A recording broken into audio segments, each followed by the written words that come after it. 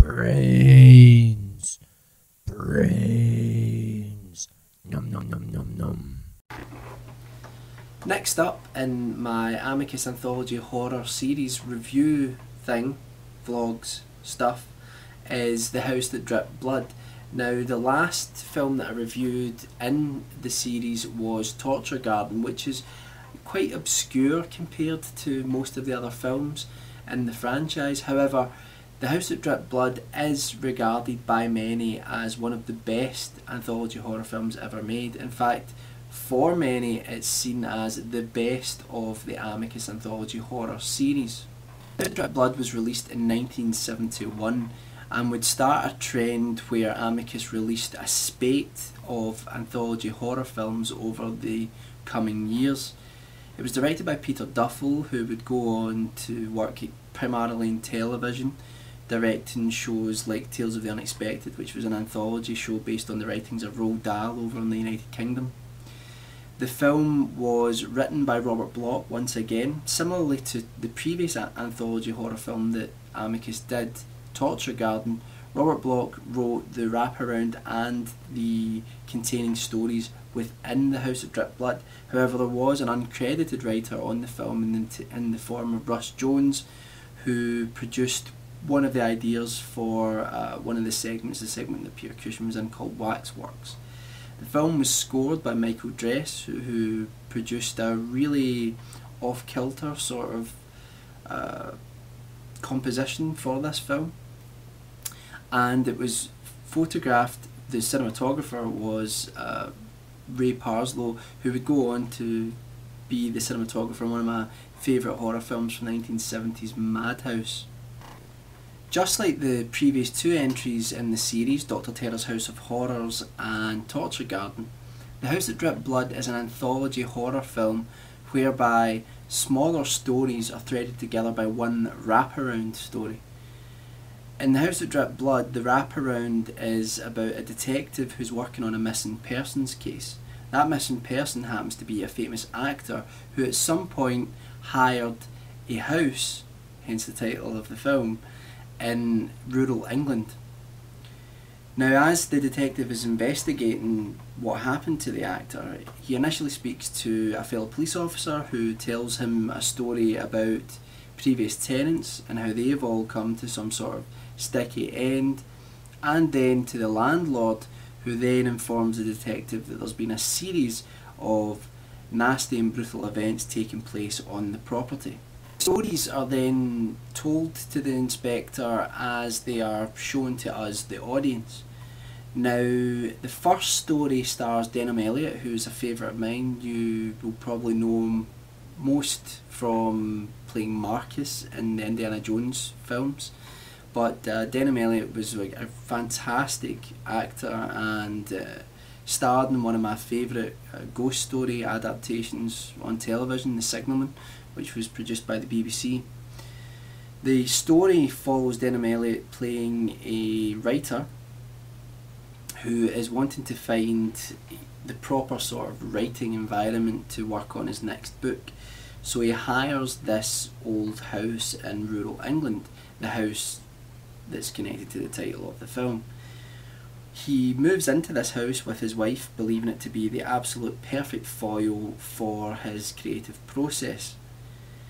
But as he's working on the book, he starts to visualise one of the characters, a rather murderous individual. As time goes on, he starts to actually see this character in and around the property that he's renting.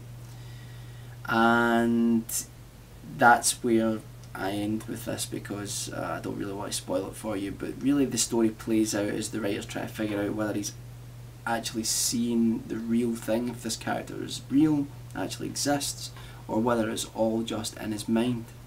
The next story that is told to the inspector stars Peter Cushing and Joss Ackland. Now, Peter Cushing is the thread which links all of the Amicus films together, because he is in each one. And in fact, the two films which bookend the series, Dr. Terror's House of Horrors and From Beyond the Grave, have Peter Cushing as the lead character in the wraparound story. This story Peter Cushing plays a man who has recently retired and wants a nice peaceful environment to just enjoy his retirement and do all the things that he always wanted to do with his free time. He is at some point visited by his friend, played by Joss Ackland, who you may remember from films like Lethal Weapon 2. Diplomatic Immunity, that's a really bad impersonation, I do apologise. And in this story, you realise that Peter Cushing and Joss Ackland have a shared past in that they both loved the one woman. Now, you don't know exactly what happened to this woman, but you do see Peter Cushing sort of looking over a picture of her and feeling a sense of loss. Now, it's as if maybe they were two friends and they fell out over this woman, and she's since either disappeared or passed away, and Joss Ackland has come to sort of bury the hatchet, so to speak. But while they are there, Peter Cushing notices that there is a waxworks museum in the local town. When he goes in the local town, he sees one of the dolls, one of the mannequins there, who actually looks like this woman that Joss Ackland and Peter Cushing were obviously both in love with. So this story really sort of plays out as the two of them become obsessed about this waxwork creation which resembles their lost love.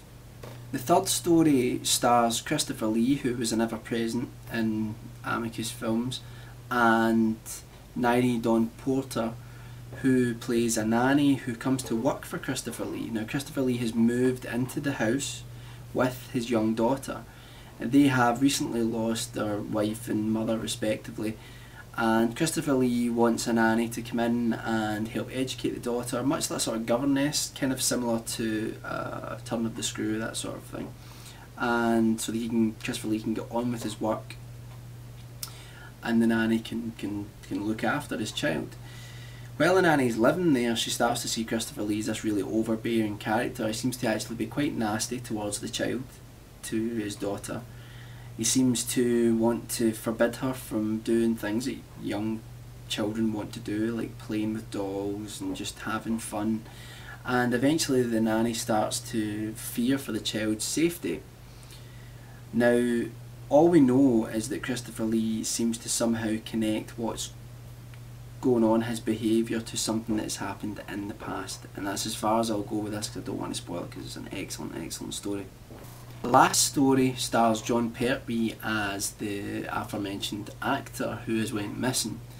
Now, what's interesting about the fourth story is it sort of bleeds into the wraparound, because of course the wraparound is about the detective trying to find this missing actor. So it's quite individual in that sort of sense in terms of anthology horror films. Now, the story revolves around John Pertwee playing this actor who is working on a sort of Hammer horror type movie production, and he's really quite disappointed in the production values. At one point he's given a cape to wear because he's supposed to be playing a vampire, and he thinks it's a really sort of shoddy thing and that his character wouldn't be seen dead in it, so he goes out to actually buy his own sort of cape or cloak for the piece. Now, he finds this shop which is open at a ridiculous hour, and he goes in there and he finds this sort of old, decrepit, a bit creepy shopkeeper who agrees to sell him this genuine cape, which we're led to believe is very old and very authentic. So John Pertwee buys the cape and then starts to wear it. Now, as he's starting to wear it, his behaviour starts to change, and he starts to feel a little bit like a bit bitey. He starts to feel like he's kind of maybe turning into a vampire, and it's all about whether he actually is because of this cape or whether it's in his head. And that then plays into the conclusion of the wraparound as the detective goes to the house to actually try and find the actor. I think one of the reasons that The House That Dripped Blood is considered one of the best of the Amicus anthology horror series is because the wraparound and the containing stories are all pretty strong. some people have an aversion to the final story, and the reason for that being that the story with John Pertwee playing the actor is very, very sort of tongue-in-cheek. It's very comical, and a lot of people feel it really jars with the rest of the film. Also, the placing of it seems a little bit strange. Now, a later film in the Amicus series, From Beyond the Grave, would do a similar thing and put the comical story at the end of the film, and a lot of people feel that that sort of lessens the impact of it. However, I think in From Beyond the Grave there was genuinely like a creepy aspect to that story, whereas in this one it is much more sort of tongue and cheek. Now, if we go through the stories, and the first story is, I think, very creepy. It reminded me very much of The Dark Half, if you've ever read Stephen King, about, you know, one of the characters that a writer has created sort of coming to life and interacting with him. I think Denham Elliott's performance of this guy who feels that he's, you know, perhaps going mad, he's being lost in his own literature. It's a fantastic performance, but Denham Elliott was just fantastic in everything that he was in. I think it's really creepy as well. The Dominic character, which is the character that he sees sort of lurking around the grounds of the house, is very creepy, and I think the writer has every reason to feel, you know, sort of perturbed by his appearance. The second story, I think, is the real sort of emotional core of the film. Most of the stories are really interesting, but I think the second one has an emotional resonance to it. Not quite on the same level that, for example, one of the stories in Tales from the Crypt has. However, the whole idea of Peter Cushing's character sort of obsessing over this woman that he lost probably in his youth, I think that is quite emotional, and how he becomes obsessed with this waxwork that appears to look like her, along with Joss Ackland as well. Now, I think some people think that this is sometimes the weakest story, but I don't think it's weak at all. I think it's got a really good conclusion to it, and I think it does have sort of an emotional resonance to it. The third story with Christopher Lee in the house with his daughter and the nanny, that one I think is also very strong. It's more complex, I think, than most anthology horror stories are, because they've got a limited amount of time to tell the story. Normally they're pretty clean cut, whereas this one feels a little more complex, a little more sort of multi-layered. The performances again in this are very, very good, and it was Christopher Lee, you know, and he's just amazing in everything that he's in. Going back to the last story, I don't actually mind it at all, and the reason, what saves the last story, the story about the actor, is that John Pertwee was cast in the role. Now, John Pertwee was the third Doctor Who, for anyone that's a geek like I am, and he was also Wurzel Gummidge.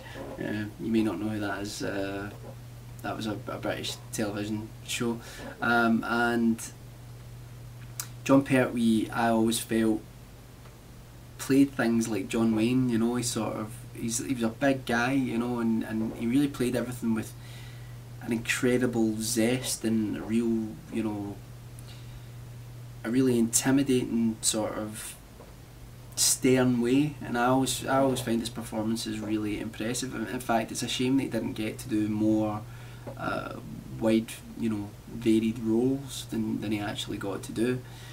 But I think that it's John Pertwee that saves that story. Now, you have Ingrid Pitt, and that was a nice casting choice because she's also like heavily involved with some other vampire movies at the time, so it was interesting that she was in a sort of vampire story again, and I think they deliberately cast her as that, and she was playing sort of the actress opposite John Pertwee's character. Sorry, somebody just beeped their horn across the road. That wasn't me, I swear. So I think the fourth story works. I enjoy it. Again, Amicus films I don't think should really be taken too seriously. You know, they are all a bit sort of tongue-in-cheek, you know, and they are all sort of winking at the camera. Some films more so than others, so it doesn't really bother me when something like that comes in. I think in terms of the wraparound, it's a good wraparound. It's different from some of the others, which I'm quite happy at, because I've said before that some of the anthology horror films all have like a similar wraparound, like Dr. Terror's House of Horrors, Tales from the Crypt, etc. all have like a Vault of Horror. They all have similar wraparound concepts to them, but this one is a little bit different, and I do enjoy that about it. It's a shame that Peter Duffel didn't direct more films, because he does a fantastic job with this. I mean, it's brilliantly done. It's a real shame that he didn't go on to do more horror films.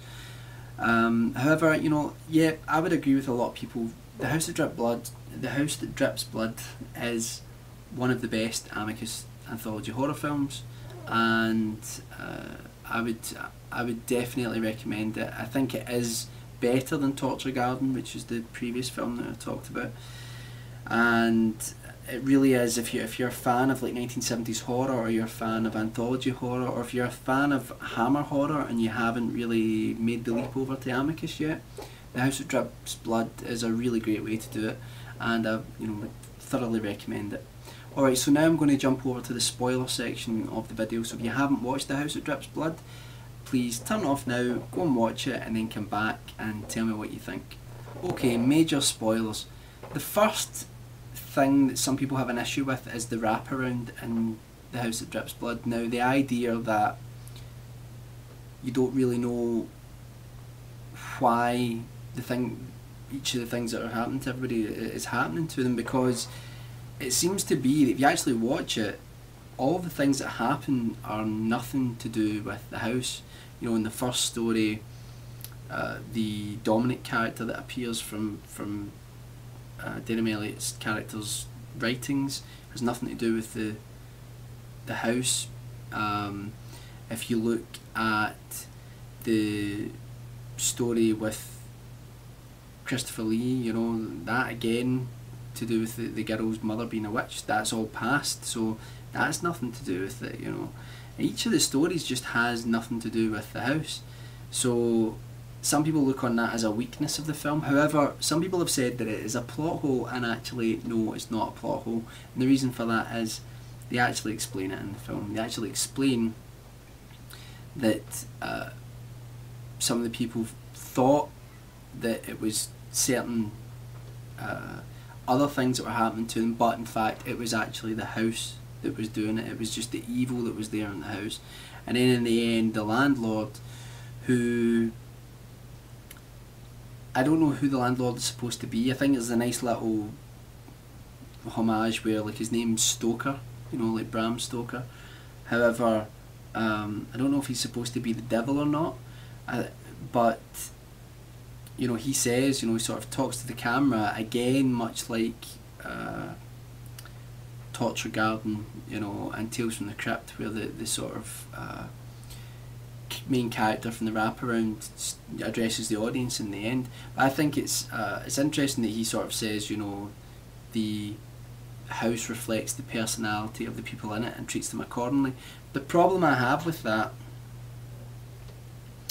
is the Peter Cushing story. Now, I'm not sure that one fits as well. You know, I can look at the other stories and think that they do fit in terms of, you know, the house is sort of giving them what they want, but like treating them badly with it, if you know what I mean. Like the actor wanting to find something authentic and he finds something truly authentic, you know. Or Christopher Lee, he really fears his daughter, so treats her badly, and in the end it's her that sort of kills him off. So I can see that, you know, the writer who wants to write that killer book and write this fantastic character, and in the end what happens, he actually does write this incredible character that comes to life in many ways. So I can see that. But the Peter Cushing one, his character comes across as a sort of a good man. So unless there's something implied when he's looking at the the picture of the woman that he loved, that, you know, because if you actually watch that segment and say to yourself, the two of them killed her, you know, that's an interesting interpretation of it, you know, and it kind of actually makes sense if you look on it that way, in terms of, you know, they actually get their just desserts. But really, you know, I think that's maybe a bit of a stretch, you know. So I think, because it's interesting, the Stoker character, the landlord, tries to stop the detective from going to the house, because he's like, you know, it was almost as if he's saying, I don't want good people to go there because bad things will happen to you.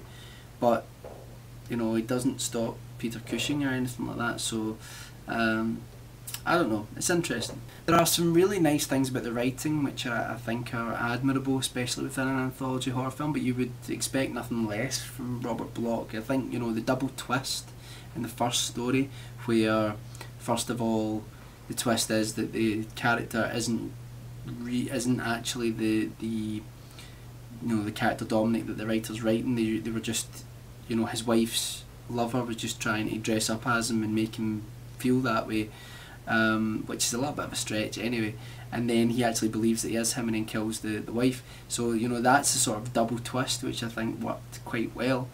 I think that the writing with the whole Christopher Lee part of the film, it's done really, really well, as to sort of throw you off, as to, you know, you don't really think that the child is evil, or you don't really know if the child's evil or not, but certainly she's dangerous, and Christopher Lee actually has a right to be kind of the way he is towards her, and to be frightened the way he is.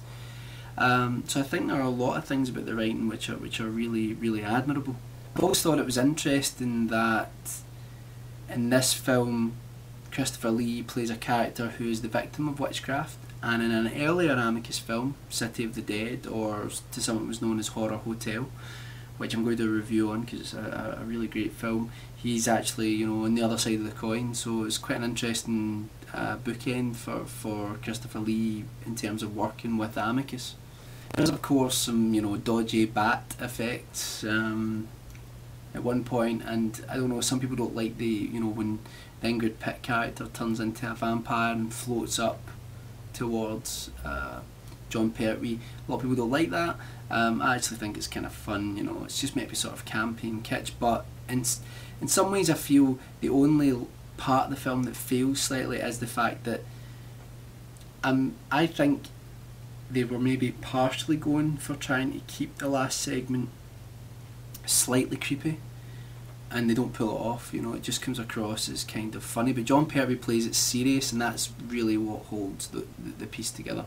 So anyway, in conclusion, I don't know why I keep doing this in my head, but in the end I think The House That Drips Blood is a really great anthology horror film. Now I've already said that Dr. Terror's House of Horrors is my favourite because I think it has the most atmosphere out of all of them. Some people would argue that The House That Drips Blood has the most atmosphere, but I think the first film in the Amicus series does. But I think The House That Drips Blood is right up there. And like I said before, thoroughly recommend it. So next we'll be moving on to Asylum, and that should be interesting. So remember to join us on the forums down below and let me know what you think about this fantastic anthology horror film. And if you haven't watched it yet and you watched it to the end of this video, shame on you.